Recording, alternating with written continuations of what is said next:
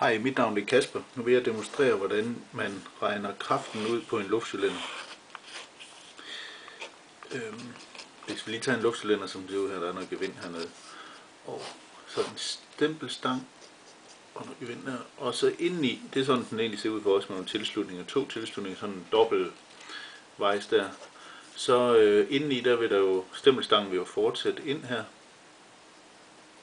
Og så har vi en plade herinde, som der adskiller de 2 kamre. Og når vi så presser luft ind i den her side her, så går den ud af, hvilket vi også kalder for positiv retning. Når vi trykker luft ind i den anden ende, så går den indad,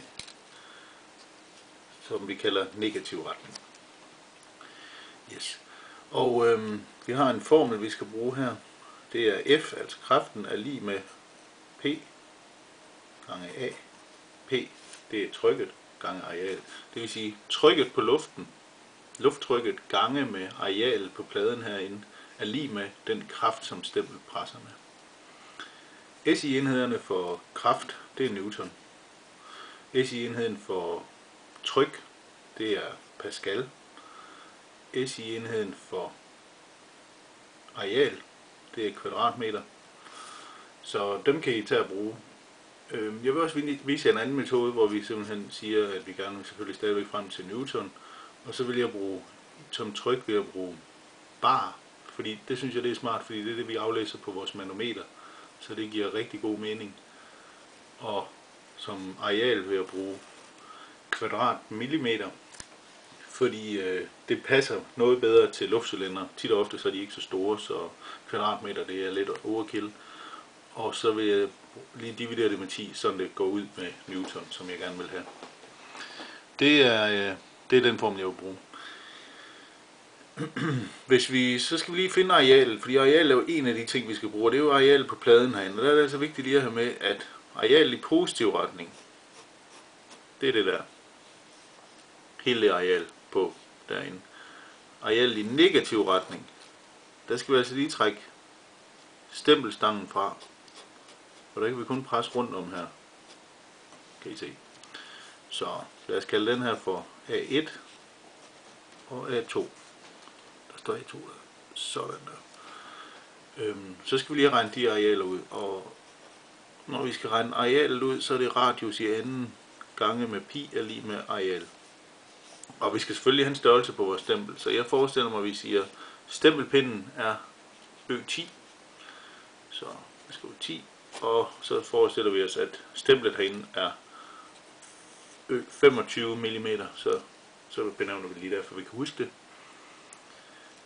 Så vores radius i anden på stemplet her, når vi skal have R'en, det er 12,5 i anden gange med pi er lig med, og det giver 490,87 kvadratmillimeter. Så det er vores A1. Skal vi lige. A1 er lig med. Så skal vi regne ud, hvad A2 er, men der skal vi lige kende stempelstangens diameter. Så der siger vi radius i anden gange pi er lig med A. Så skal vi stempelstang, så skal vi lige ST stempelstang. Det kan vi godt skrive sådan. Så skulle det være til at forstå. Det er jo bare lige en mellemregning, vi laver nu. Så radius på stempelstangen, den er 5 i anden gange pi er lig med. Og det bliver så 78,54 kvadratmillimeter. Og det er jo en mellemregning, fordi når vi så skal finde A2, så skal vi lige sige, A2 er lig med, og det er lige med A1 minus A stempelstang. Nu kalder jeg den lige SS stempelstang. Det er jo det der areal. Så når vi skal finde den, så siger vi A1 er 490,87 kvadratmillimeter minus A stempelstang.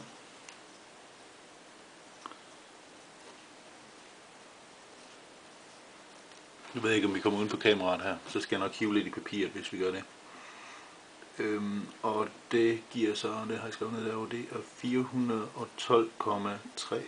412,33 kvadratmillimeter. Og det kan I ikke se, tror jeg ikke, men nu hører jeg lige lidt ind. Jeg fik skrevet noget der. Det er jo så vores A2, altså areal vi presser på, når vi kører i en negativ retning. Og det her, det er vores A1, altså areal vi trykker på i positiv retning. Så langt, så godt.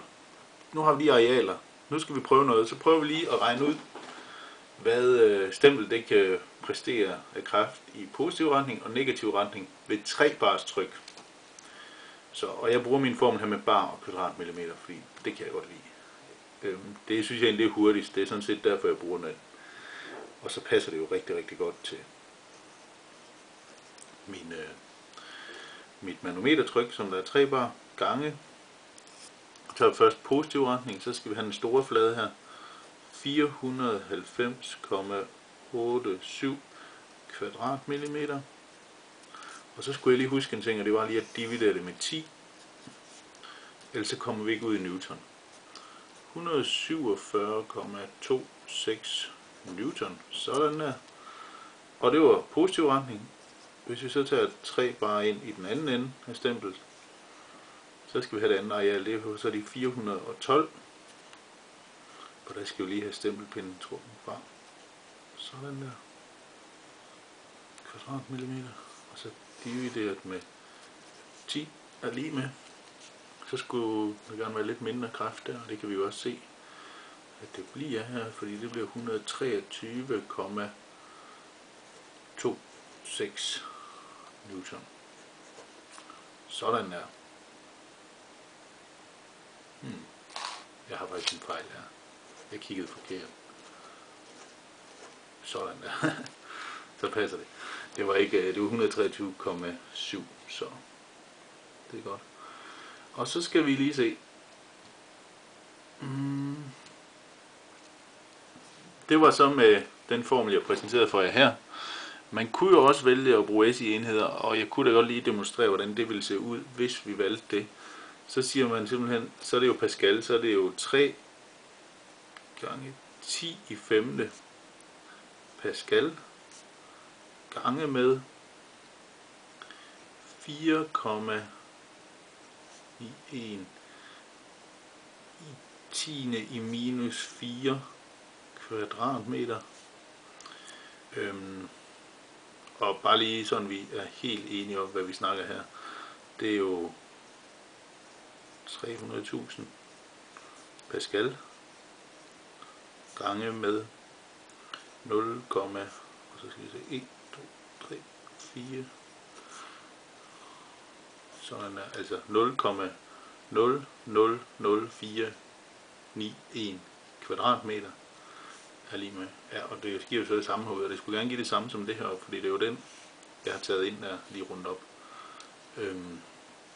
Så når vi taster det ind på en lommeregner, så giver det faktisk 147,26 newton. Så det er det samme. Men jeg vil, om I bruger SI-enheder, eller om I bruger en anden formel, det er op til jer selv. Bare lige have styr på enhederne, det er sådan set det vigtigste. Så det var sådan set den kraft, vi kan præstere i newton. Lige sådan hurtigt her til sidst, så vil jeg lige have en anden lille hurtig ting med. Hvis man forestiller sig en snor, der kører rundt om hjul der, og skulle løfte et lod, hvor mange kilo kunne den så løfte? Så skal vi ind og dividere det med tyngdeaccelerationen, altså tiltrækningsevnen til jorden. Så hvis vi for eksempel, og der er det jo så i negativ retning, så det er jo vores 123,7 newton divideret med 9,82 meter i sekundet anden. Og hvad giver det? Den skal jeg lige se. Jeg tror jeg regnede noget tidligere. Nu skal jeg se. Den får jeg til 12,6 kilo. Det er bare lige, men det skal I ikke bruge i den her opgave, men det synes jeg det er rart lige at vide, at newton og kilo egentlig ikke er det samme. Selvfølgelig ikke. Så det var godt. Jeg håber I kan bruge videoen til jeres opgave omkring el og pneumatik, når I skal til at regne luftcylinderen ud. Og nu ved jeg godt, at jeg ikke har givet ind i formlen i den rækkefølge, men det kan I selv regne ud. Så nu har I formlen. Det er godt.